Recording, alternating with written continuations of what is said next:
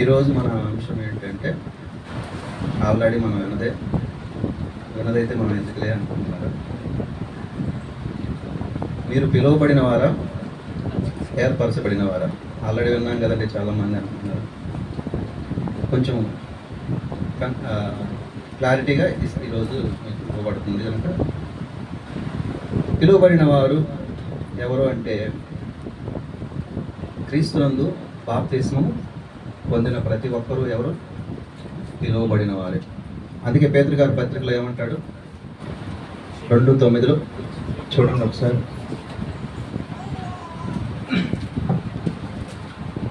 అయితే మీరు చీకటిలో నుండి ఆశ్చర్యకరమైన తన వెలుగులోనికి మిమ్మును పిలిచిన. ఎవరంట పిలిచింది? దేవుడు మనల్ని ఎక్కడి నుంచి పిలిచాడు? చీకటిలో నుండి పిలిచాడు. చీకటి అంటే పాపంలో నుండి ఆశ్చర్యకరమైన వెలుగు. ఆశ్చర్యకరమైన వెలుగు, మామూలు వెలుగు కాదు, మనం చూసే ఈ వెలుగు కాదు. ఎలాంటి వెలుగు అంటే, ఒక గొప్ప ఆశ్చర్యకరమైన వెలుగులోనికి వచ్చాం మనం. వెలుగులోనికి వచ్చిన మనము, వెలుగులోనికి పిలువబడిన మనము ఎలా ఉండాలి అంటే, ఏర్పరచబడిన వంశంలోనికి మనం కూడా చేర్చబడాలి. పిలువబడితే సరిపోదు. కేవలం పిలువబడిన వారిగా ఉండమని కాదు దేవుడు పిలిచింది మనం. ఏర్పరచబడిన వంశంలోనికి చేర్చబడాలి. అంటే ఏర్పరచబడిన వారు, దేవుని చేత ఏర్పరచబడిన వారు, భక్తులైన వారు అనేకులు ఎక్కడున్నారు? పరదైసులో ఉన్నారు. ఎలా ఉన్నారు? ఆత్మలుగా ఉన్నారు. ఇప్పుడు వాళ్ళ దగ్గరికి మనం చేర్చబడాలి. చేర్చబడాలంటే కేవలం పిలువబడితే సరిపోతుందా? సరిపోదు. అంటే అందరూ పిలువబడతారు. ఒక విందు ఉందనుకోండి, అందరూ పిలువబడతారు, చాలామంది పిలువబడతారు. కానీ అందులో అందరూ వస్తారా? రారు. ఈ భూమి మీద ఒక విందుకే రారు. కానీ మరి దేవుడు ఏర్పరిచిన విందు, దేవుడు సిద్ధపరిచిన విందు ఏంటా? విందు మామూలు విందు కాదు, మనం అనుకునే విందు కాదు. ఆ విందుకు వెళ్ళాలంటే ఎలా ఉండాలి అంటే, కేవలం పిలువబడిన వాడిగా నువ్వు వస్తే సరిపోదు, నువ్వు ఏర్పరచబడిన వాడిగా ఉండాలి. అలా ఉండాలంటే ఏం చేయాలో అపోస్తలుల కార్యాలు 2వ అధ్యాయము 42వ వచనం చూడండి.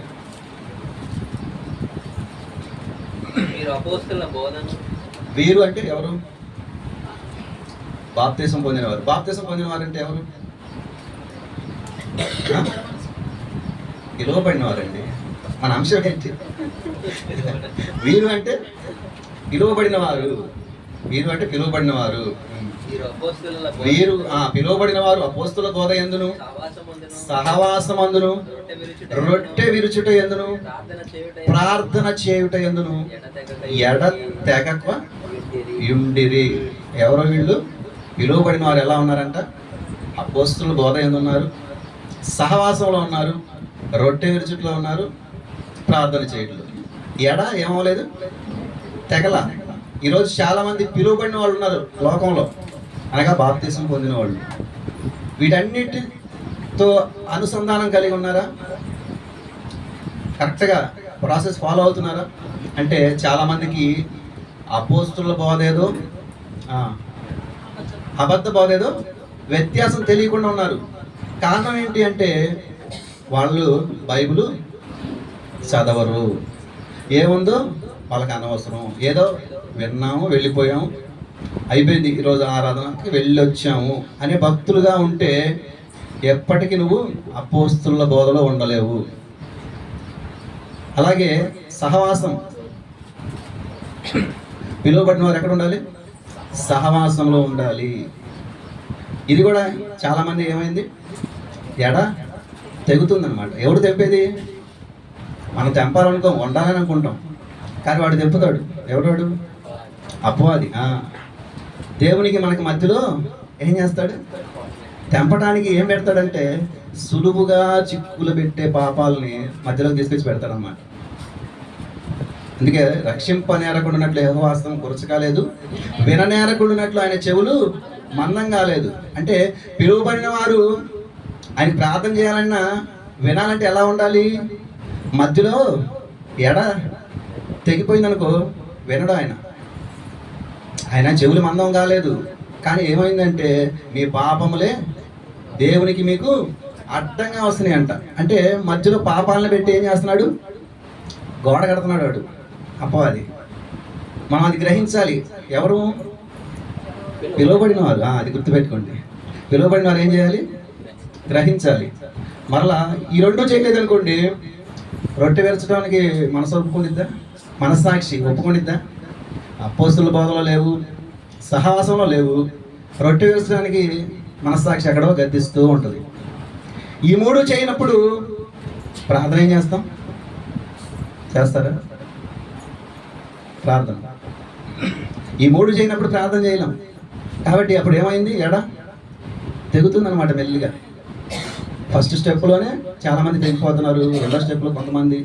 ఇలా ప్రపంచ క్రైస్తవ్యాన్ని చూస్తే ఈ నాలుగిటిని సమానంగా చేయగలిగిన వాళ్ళు ఎక్కడో కొంతమంది ఉంటారు. వాళ్ళే ఏర్పరచబడిన వారు. ఇంతకీ పిలువబడటం గొప్ప, ఏర్పరచబడటం గొప్ప? పిలువబడటం గొప్ప, ఏర్పరచడం గొప్ప. అంటే సెకండ్ స్టెప్ అనమాట ఏర్పరచబడటం అంటే. పిలువబడటం అంటే, అందుకే మీకు ఒక మాట చూపిస్తాను. అపవాది ఏం చేస్తాడంటే, మత్తయి సువార్త 24 చూడండి. మత్తయి సువార్త 24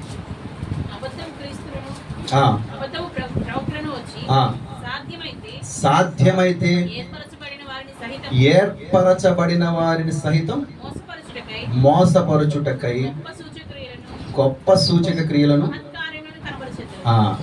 ఇప్పుడు నీకు అపోస్తుల బోధ తెలిసిందనుకోండి, నువ్వు పడిపోతావా? వీళ్ళకి పడవు. అందుకే పిలువబడిన వారు ఏం చేయాలంటే అపోస్తుల బోధలో ఉండాలి. అందుకే ఏమంటున్నాడంటే ఏర్పరచబడిన వారిని సహితం మోసపరుచుతాడు. అంటే రెండో స్టెప్ ఎక్కినోడు అనమాట ఏర్పరచబడిన వాళ్ళు అంటే. మొదటి స్టెప్ ఎవరు? అసలు స్టెప్ ఎక్కని వాళ్ళు ఉన్నారులేండి లోకంలో. మొదటి స్టెప్ ఏంటి? పిలువబడటం. ఈ పిలువబడటం దాన్ని రెండో స్టెప్ ఎక్కి. అంటే నువ్వు రెండో స్టెప్ మీద ఉన్నా కానీ నిన్ను పడగొడతారు. ఎక్కడ? బోధలో. అందుకే అక్కడ ఏమన్నాడంటే వీరు అపోస్తుల బోధ యందు ఉండాలి. అందుకే బెరయా క్రైస్తవులు ఏం చేస్తున్నారు? పౌలు శీలలో చెబుతున్న వాక్యం అలాగుందో లేదో, వీళ్ళు ఏమైనా కలిపి చెబుతున్నారా అని ఏం చేస్తున్నారు? పరిశీలన చేస్తున్నారు. ఎప్పుడైతే మనం పరిశీలన చేస్తామో అప్పుడు ఎక్కడ ఉంటామంటే అపోస్తుల బోధ యందు ఉంటాం. అపోస్తుల బోధ యందు ఉంటాం. అందుకే ఇంకో మాట కూడా మనం తెలియజేస్తున్నాడు. మత్తయి సువార్త, ఇదే మత్తయి సువార్త 22వ అధ్యాయం చూడండి. 22:14 చూడండి. పిలువబడిన వారు అనేకులు, ఏర్పరచబడిన వారు కొందరే అని చెప్పాను. అందుకే రెండో స్టెప్ అన్న. అంటే మొదటి స్టెప్లోకి నువ్వు ఈజీగా రావచ్చు. ఎలాగా? యేసుక్రీస్తునందు విశ్వాసం ఉంచి బాప్తిసం పొందితే చాలు. కానీ ఏర్పరచబడటం అంటే ఈ నాలుగింటిలో నువ్వు ఎడతెగక ఉండాలి అంటే కష్టమా కాదా? పరిశీలన చేయాలా లేదా? వాక్యాన్ని పరిశీలన చేయాలి. పిలువబడిన ప్రతి వారు కూడా వాక్యం ఎలాగుందో అని పరిశీలన చేయాలి. వ్యక్తిగతంగా ప్రతిరోజు మనం బైబిల్ చదవాలి. ఏదో ఇక్కడ వింటున్నాం సరిపోతుంది, సభల్లో వింటున్నాం సరిపోతుంది, గృహ కూడికల్లో వింటున్నాం సరిపోతుంది అనుకోకూడదు. ఖచ్చితంగా మనం ఏం చేయాలి? అనుదిన వాక్యాన్ని చదవాలి. చదువుతున్నప్పుడు ఇందులో మనకు ఏముందో తెలిసిపోయింది. ఎప్పుడో సంవత్సరానికి ఒకసారి దుమ్ము దులిపి బైబిల్ తీసామనుకోండి, ఏమైంది? వాళ్ళు ఏం చెప్పినా ఓహో ఇంత పెద్ద బోధకుడు చెప్తున్నాడంటే ఖచ్చితంగా ఇందులో ఉండే ఉంటుందిలేండి అనుకుంటా ఉన్నాను. కాబట్టి ఏమంటున్నాడంటే పిలువబడిన వారు అనేకులు, ఏర్పరచడం ఎందుకు చెప్తున్నాడు అంటే పైకి చూడండి ఒకసారి. వీళ్ళు విందుకి ఒకసారి 22 మొదట్లో చూడండి. యేసు వారికి ఉత్తరం ఇచ్చు పరలోక రాజ్యము తన కుమారుడికి పెండ్లి విందు చేసిన ఒక రాజును పోలి ఉన్నది. చాలమ్మా. ఈ విందులోకి మనం ఏర్పరచబడకుండానే వెళ్ళిపోవచ్చా? కుదరదంటానికి ఒక మాట చెప్తున్నాడు చూడండి. వీళ్ళు విందు సిద్ధపరిచారు, వెళ్ళారు లోపలికి. 11వ వచనం చూడండి. రాజు కూర్చున్న వారిని చూడ లోపలికి వచ్చి అక్కడ పెండ్లి వస్త్రము ధరించుకొనని ఒకరిని చూచి, స్నేహితుడా, పెండ్లి వస్త్రము లేక ఇక్కడికి ఎలాగో వచ్చితేవని అడుగగా వాడు మౌని అయి ఉండడు. చాలండి. ఇక్కడ ఏర్పరచబడకుండానే విందుకు వెళ్ళిపోయాడు. ఎవరు? పిలువబడినవాడే ఏర్పరచబడకుండానే విందుకు వెళ్ళిపోయాడు. పర్లేదు, అందరితో పాటు నేను కూడా ఏర్పరచబడిన గుంపులోకి వచ్చేసాను అనుకున్నాడు. మరి అందరి దృష్టి మనం ఇక్కడ లోకంలో విందుకు వెళ్ళామనుకోండి, మనం ఎలాగున్నా కానీ వీరేంద్రబాబు పిలిస్తే ఇట్లాంటి బట్టలు వేసుకొచ్చాడు, దరిద్రంగా ఉన్నాడు, వీడు కూడా వచ్చాడు, సరితనే పోనీ అనుకుంటాం. కానీ అక్కడ కుదరదు. ఏమన్నాడు చూడండి, అప్పుడు మర్యాదగా బాబు బయటికి వెళ్ళంటలా ఏమన్నాడు చూడండి రాజు, వీని కాళ్ళు చేతులు కట్టి వెలుపటి చీకటిలోనికి త్రోసివేయుడి, అక్కడ ఏడ్పును పండ్లు కొరుకుటయు ఉండునని పరిచారకులతో చెప్పాను. అక్కడ కుదరదు, ఏర్పరచబడకుండా ఆ విందుకు వెళ్ళడం కుదరదు. ఈ విందుకు ఎలాగైనా వెళ్ళిపోవచ్చు. అర్థమవుతుందా? అందుకే అన్నాడు, పిలువబడిన వారు అనేకులు, ఏర్పరచబడిన వారు కొందరే. అంటే పెండ్లి వస్త్రము అంటే సిద్ధపడి విందుకు వెళ్ళిన వాళ్ళు అన్నమాట. వీళ్ళు పిలువబడిన వారే. ఒకడు ఏమేం చేశాడు? సిద్ధపడకుండా వెళ్ళిపోతే నువ్వు మనుషుల్ని నువ్వు కప్పి పెట్టచ్చు, కానీ దేవుడిని కన్ను కప్పలేవు అంటానికి ఇది ఒక సూచన. ఇక్కడ ఏం కనబడుతుంది? విందు అనేది కామన్గా కనబడుతుంది. ఇక్కడ మరొక చోట చూద్దాం. ఇదే మత్తయి సువార్త 25వ అధ్యాయం చూడండి, 10వ వచనం. ఈ సందర్భం అంతా మీకు తెలుసు, కాకపోతే ఒక వచనం కోసం నేను ఇందులో తీసుకొస్తాను.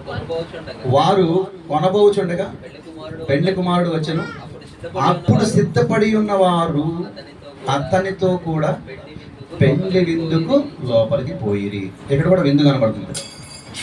విందు అంటే ఇక్కడ సామాన్యమైన విందు కాదు. అంటే పిలువబడిన వారు ఆ అర్హత కలిగి ఆ విందుకు వెళ్ళాలంటే సామాన్యమైన సంగతి కాదు. ఇది మామూలు విందు కాదు. నువ్వు ఎలా ఉన్నా, నువ్వు ఎలాంటి బట్టలు వేసుకున్నా ఇక్కడ ఓర్చుకుంటారు. కానీ అక్కడ సిద్ధపడి ఉండాలి, పెండ్లి వస్త్రం ఉండాలి. అంటే ఒక సిద్ధపాటు ఉండాలంటే మనం ఏం చదువుకున్నాం? ఆ 4 మన జీవితంలో ఏమవ్వాలి? కొనసాగించాలి. కొనసాగించకపోతే జరగదు. ఈ యొక్క టైటిల్కి ఒక కీ పాయింట్ ఉంది, అది ఒకసారి మనం చూద్దాం. లూకాసు వార్త 14వ అధ్యాయం. ఈ అన్ని చోట్ల కనబడుతున్న కామన్ పాయింట్ ఒకటి ఉంది, అది మీరు గ్రహించాలి. ఏంటి అదంటే విందు. లూకాసు వార్త 14వ అధ్యాయము 16వ వచనం నుండి. ఆయన అతనితో ఇట్లని, ఒక మనుషుడు గొప్ప విందు చేయించి. ఎందుకు అంటున్నాడంటే 15 చూడండి. ఆయనతో కూడా భోజన భక్తిని కూర్చున్న వారిలో ఒకడు ఈ మాటలు విని దేవుని రాజ్యములో భోజనము చేయువాడు ధన్యుడని చెప్పాడంట. అంటే వీళ్ళు ఆల్రెడీ ఒక పరిసయ్యుని ఇంటికి పిలువబడ్డారు, పరిసయ్యుల అధికారులు ఒక ఇంటికి పిలువబడ్డారు. అక్కడ విధి చేస్తూ ఏమన్నాడంటే, యేసుక్రీస్తు ప్రభు మాటలు విని ఒక అతను అంటున్నాడు, దేవుని రాజ్యంలో భోజనం చేయవాడు ధన్యుడు అనగానే, ధన్యుడే కానీ ఆ ధన్యతను నువ్వు కలిగి ఉండాలి అని చెప్పటానికి మాటలు తెలియజేస్తున్నాడు. చూడండి, ఆయన అతనితో ఇట్లా, నేను ఒక మనుషుడు గొప్ప విందు చేయించి అనేకులను పిలిచెను, విందు కాలమందు అతడు ఇప్పుడు సిద్ధమై ఉన్నదని రండని పిలువబడిన వారితో చెప్పుటకు తన దాసుని పంపెను. అయితే వారందరూ ఏక మనస్సుతో నెపములు చెప్పసాగిరి. మొదటివాడు, నేను ఒక పొలము కొని ఉన్నాను, అవశ్యముగా వెళ్ళి దాన్ని చూడవలెను, నన్ను క్షమింపవలనని నేను వేడుకొనిచున్నాను. నేను మరి ఒకడు, నేను 5 జతల ఎడ్లను కొని ఉన్నాను, వాటిని పరీక్షింప వెళ్ళుచున్నాను, నన్ను క్షమింపవలనని వేడుకొనిచున్నాను. నేను మరి ఒకడు, నేను ఒక స్త్రీని వివాహం చేసుకుని ఉన్నాను, అందుచేత నేను రాలేను. నేను అప్పుడు ఆ దాసుడు తిరిగి వచ్చి ఈ మాటలు తన యజమానునికి తెలియజేయగా ఆ ఇంటి యజమానుడు కోపపడి నీవు త్వరగా పట్టణపు వీధుల్లోనికి నీవు పట్టణపు వీధుల్లోనికి సందులలోనికి వెళ్ళి పేదలను అంగహీనులను కుంటివారిని గుడ్డివారిని ఇక్కడికి తోడుకొని రమ్మని చెప్పాను. అంతటా దాసుడు ప్రభువా నీవు ఆజ్ఞాపించినట్లు చేసి తిని గాని ఇంకనూ చోటున్నదని చెప్పాను. అందుకు యజమానుడు నా ఇల్లు నిండునట్లు నీవు రాజమార్గంలోనికి కంచెల్లోనికి వెళ్ళి లోపలికి వచ్చుటకు అక్కడ వారిని బలవంతం చేయము. ఏలయనగా పిలువబడిన ఆ మనుష్యులలో ఒకడును నా విందు రుచి చూడనని మీతో చెప్పుచున్నాను. ఇక్కడ 3 సందర్భాలు చూసాం. ఆ 3 సందర్భాల్లో కామన్ గా ఒక పాయింట్ కనపడింది. ఏంటది? విందు అనే పాయింట్. విందు అంటే వీళ్ళు విందుకు రాము అనే ఏక మనస్సుతో నెపములు చెప్పసాగిరి అంటారు. ఇంతకీ వాళ్ళు రానంది దేనికి తెలుసా? పరిచర్యకి కాదు, మేము పరలోకానికి రాము అంటే వీళ్ళు తమ నోటితో చెప్పారు అనుకోకండి. ఇక్కడ 3 కేటగిరీలు కనపడుతున్నాయి. ఇక్కడ 3 మనుషులే కనపడుతున్నారు, కానీ వీళ్ళందరూ 3 కేటగిరీలకు చెందిన వాళ్ళు. ఎందుకు 3 కేటగిరీలను వేసాడు అంటే అపవాది 3 విషయాల్లో మనల్ని దెబ్బ కొడతాడు. ఎలాగా అంటే, ఒకటి శరీరాశ, ఒకటి నేత్రాశ, 3 జీవపడము. ఈ 3 పడగొడతాడు. కాబట్టి ఈ 3 కేటగిరీలను పెట్టి 3 మనుషులు పెట్టాడు. కాబట్టి విందుకు రాంది ఈ 3 మాత్రమే కాదు, ఈ 3 కేటగిరీల్లో ఉన్న ఎవరు కూడా విందుకు రారు. అక్కడ ఒకరిని చూపించాడు, ఏది సిద్ధపడకుండా లోపలికి వెళ్ళినవాడిని. కాబట్టి ఒక్కడే రాడే అనుకోమాకండి. అంటే ఆ కేటగిరీలో చాలా మంది ఉంటారు, ఈ 3 కేటగిరీలో ఉంటారని తెలియచేయటానికే ఇంతకీ వీళ్ళు తమ నోటితో చెప్పడం కాదు, ఇది ఏదో మేము రాలేము అనట్లేదు ఇక్కడ అని చెప్తున్నారు కదా అనుకోండి. వాళ్ళ క్రియలు అలా ఉన్నాయి. అంటే విందుకు వచ్చే ఇదిగా పిలువబడిన వారు ఉన్నట్ల. ఎందుకు అంటే మొదటి వాడిని చూద్దాం.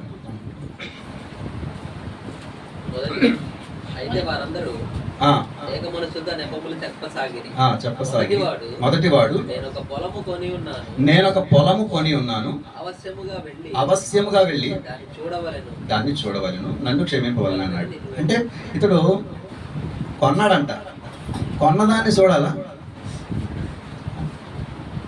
అంటే పొలాన్ని విడిచి ఎక్కడికి రాలేకపోతున్నాడు? విందుకు రాలేకపోతున్నాడు. విందు అంటే ఏంటి? పరలోకం. అందుకే ఆ 4 విషయాలు మనం మైండ్లో ఉంచుకొని ఈ మొదటి విషయాన్ని గుర్తిద్దాం. ఇప్పుడు అతను ఏమంటున్నాడంటే, పొలం అనగా ఈరోజు అందరికి పొలాలు లేవుగా, ఆస్తి. మనల్ని ఆ 4 విషయాల్లోనికి రానివ్వకుండా చేసేది ఏంటి అంటే మనకున్న ఆస్తి. ఇప్పుడు అపోస్తుల బోధయందు మీరు ఉండాలి. నాకంత సమయం లేదండి, నాకు చాలా ఆస్తులు ఉన్నాయి, నాకు చాలా వ్యాపారాలు ఉన్నాయి, నాకు చాలా బాధ్యతలు ఉన్నాయి. కాబట్టి నేను అపోస్తుల బోధేదో అబద్ధ బోధేదో అంత టైం నాకు లేదండి. అర్థమవుతుందా? అంత టైం నాకు లేదు. కాబట్టి నేను ఏదో ఒకటి వింటా, నేను విందుకు వెళ్తే వెళ్తా, లేకపోతే లేదు అనేట్టుగా ఈరోజు ఈ కేటగిరీ, మొదటి కేటగిరీలో చాలా మంది ఉన్నారు సమాజంలో. ఎవరు? పిలువబడిన వారు. అది గుర్తుంచుకోండి. ఎక్కువ పిలువబడిన వారి గురించే చెప్తున్నా, ఏంటంటే తర్వాత చెప్తాను నేను లాస్ట్లో. ఇక్కడ ఏమంటున్నాడంటే, నేను అపోస్తుల బోధేదో నిజమైన బోధేదో అది అబద్ధ బోధేదో వ్యత్యాసము గుర్తించలేని సమయం దేనికి కేటాయిస్తున్నాడంటే, తన హృదయంలో ఏముందంటే ఆస్తుల మీద ఉన్న ఆలోచన దేని మీద లేదు? బోధ మీద లేదు. అలాగే రెండోది ఏంటి? 4 రెండోది ఏంటి? సహవాసము. ఇప్పుడు ఈ ఆస్తులు ఏం చేస్తున్నాయి అంటే, ఈ ఆస్తి మీద ఉన్న మక్కువ ఒక ఇల్లుంటే సరిపోదు. ఏమనుకుంటాడంటే, నాకు ఇంకా ఆస్తి సంపాదించుకోవాలి అనుకొని సహవాసానికి ఏమవుతున్నాడు? దూరం అవుతున్నాడు. సహవాసానికి దూరం అవుతున్నాడు. కారణం ఏంటి అంటే, ఇతనికి ఆస్తి. ఈ ఆస్తి ఎంతసేపు ఉండిద్ది? ఈ పొలం ఎంతసేపు ఉండిద్ది? బ్రతికుండగానే ఉండిద్ది. అందుకే ధనవంతుడు ఏమంటున్నాడంటే, విస్తారమైన ఆస్తి నీ కొరకు సమకూర్చబడి ఉన్నది. ఉపయోగం ఉందా? విందుకు వెళ్ళగలవా? అందుకే అంటాడు అక్కడ, ఈ రాత్రే నీ ప్రాణం అడుగుతున్నారు, నువ్వు సిద్ధపరచినవి ఎవడి వలన? ఇప్పుడు చనిపోయాడు అనుకోండి, ఈ పొలం వచ్చింది అతనంతో. అదే పిలువబడిన వాడు ఏర్పరచబడిన ఒక లిస్టులో ఉన్నాడు అనుకోండి, ఏమవుతాడు? ఈ పొలం అంటే అటు ఇటు కాకుండా పోతాడు అనమాట ఇతను. ఈ కేటగిరీలో ఎవరైతే ఉన్నారో ఈరోజు ప్రపంచ క్రైస్తవ్యంలో, అటు వెళ్ళలేడు ఇటు వెళ్ళలేడు, సరే ఉండిపోతాడా? ఏదో ఒక రోజు మరణం పిలిచిద్దా లేదా? పిలిచిద్దా? ఆ పిలిచినప్పుడు ఈ పొలం వచ్చిద్దా తనతో? రాదు. అదే ఏర్పరచబడిన గుంపులో ఉంటే పరలోకం వచ్చింది, పరలోకం వచ్చింది. కాబట్టి ఆస్తులు ఏం చేస్తాయి మనల్ని? అపోస్తుల బోధ ఏదో గుర్తించాలి అంటే పరిశీలన చేయకుండా మనల్ని ఆపుతుంది ఏంటి? ఈ భూమి మీద ఉన్న ఆస్తి కానీ, డబ్బు కానీ, బంగారం కానీ, ఏదైనా సరే మీరు ఏదైనా ఈ లిస్టులో పెట్టుకోండి ఆస్తులు. రెండవ కేటగిరీ చూద్దాం. మరి ఒకడు, నేను 5 జతల ఎడ్లు కొని ఉన్నాను, కొన్న వాటిని పరీక్షించాలంట మళ్ళీ ఇతను కూడా. అందుకే నెపములు అన్నాడు అక్కడ. కొన్నావు ఆల్రెడీ, ఎక్కడ పోతాయి? నువ్వు ఉన్నంతకాలం నువ్వు నీతో ఉంటాయి. అయితే ఎడ్లు అంటే ఏంటి అంటే ఆ రోజుల్లో వ్యాపారం లేదా ఉద్యోగం. ఇప్పుడు రెండవ కేటగిరీలో ఉన్నవాడిని ఏం చేయలేకపోతున్నాడంటే, నేను అపోస్తుల బోధేదో అబద్ధ బోధేదో పరిశీలించేంత టైం నాకు లేదు. నాకేముంది? వ్యాపారం ఉంది, నాకు ఉద్యోగం ఉంది, నాకు పని ఉంది, కాబట్టి నాకంత సమయము లేదు. నేను సహవాసానికి వచ్చేంత టైము నాకు లేదు. ఈ రెండు జరగనప్పుడు నువ్వు రొట్టె విరిస్తే ఉపయోగం ఏంటి? రొట్టె విరచకపోతే ఉపయోగం ఏంటి? ప్రార్థన చేస్తే ఉపయోగం ఏంటి? ప్రార్థన చేయకపోతే ఉపయోగం ఏంటి? నువ్వు ఏర్పరచబడిన గుంపులో లేకపోతే నువ్వు ఏది చేసినా. మూడో కేటగిరీ చూడండి. మరి ఒకడు, నేను ఒక స్త్రీని వివాహం చేసుకుని ఉన్నాను, అందుచేత నేను అపోస్తుల బోధేదు అబద్ధ బోధేదు పరిశీలన చేసే అంత టైం నాకు లేదు నాయన, కాబట్టి నేను రాలేను. కాబట్టి నేను సహవాసం. ఇక్కడ భార్యనే మాత్రమే అన్నాడంటే భార్య మాత్రమే కాదు ఆటంకం, భర్త కూడా ఆటంకమే, పిల్లలు కూడా ఆటంకమే, స్నేహితులు కూడా ఆటంకమే, బంధువులు కూడా ఆటంకమే, ఇరుగు పొరుగు వారు ఆటంకమే. చూడండి, ఈ 3 కేటగిరీల్లో మనం ఏ కేటగిరీలో ఉన్నాము? పిలువబడిన వారము. పిలువబడిన మనము ఏ కేటగిరీలో ఉన్నాం? సరే ఆలోచించండి. మొదటిదా, రెండవదా, మూడవదా? ఈరోజు చాలా మంది ఈ 3 కేటగిరీల్లో దాంట్లో బంధించేశాడు అపవాది. కనుకనే పరిశీలన ఉండదు, బైబిల్ చదవరు, సమయం ఉన్నా చదవరు. అంటే మనం దేనికైనా సమయాన్ని కావాలనుకుంటే దేనికైనా మనం వెచ్చించగలం కదా. మనం అందరినీ సంతోష పెట్టగలం. ఏదైనా పెళ్లి పిలుపు వచ్చిందనుకోండి, వెళ్ళిపోతాం. ఎక్కడికైనా ఏదైనా సరే, ఏ ఫంక్షన్ అయినా సరే వెళ్ళిపోతాము, అక్కడ సమయాన్ని వెచ్చిస్తూ ఉంటాం. కానీ ప్రతిదినము ఎంతమంది బైబిల్ చదువుతున్నారు? ప్రతిదినము దేవునికి ఇవ్వాల్సిన సమయాన్ని ఎవరు ఇస్తున్నారు? ప్రతిదినము దేవునితో ఎవరు ప్రార్థన చేస్తున్నారు? దేవునికి ప్రతి ఆదివారం క్రమం తప్పకుండా ఎవరు వస్తున్నారు? కనీసం ఆదివారం. అప్పుడప్పుడు ఏమవుతుంది? ఎడ తెగిపోతుంది అనమాట. అలా తెగితే ఏమైంది?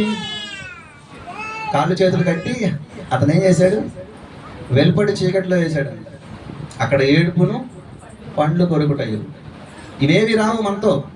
మనం ఒకసారి కన్ను మూస్తే ఈ పొలం రాదు, ఆ వ్యాపారం ఎడ్లు గిడ్లు ఏమి రావు, మన భార్య కూడా మనతో రాదు, మన భర్త కూడా మనతో రాదు, మన పిల్లలు కూడా ఆఖరికి మనతో రారు. ఎవరు మనతో రాదు. మనం ఒంటరిగా వచ్చాము, ఒంటరిగా వెళ్ళిపోవాలి. కనుక మనం ఎలా ఉండాలి అనే ఒక మంచి ఆలోచన మనం కలిగి ఉండాలి. మంచి ఆలోచన మనం కలిగి ఉండాలి. అందుకే అపోస్తలుడైన పౌలు గారు ఒక మాట మాట్లాడుతున్నాడండి. రోమీయులకు రాసిన పత్రిక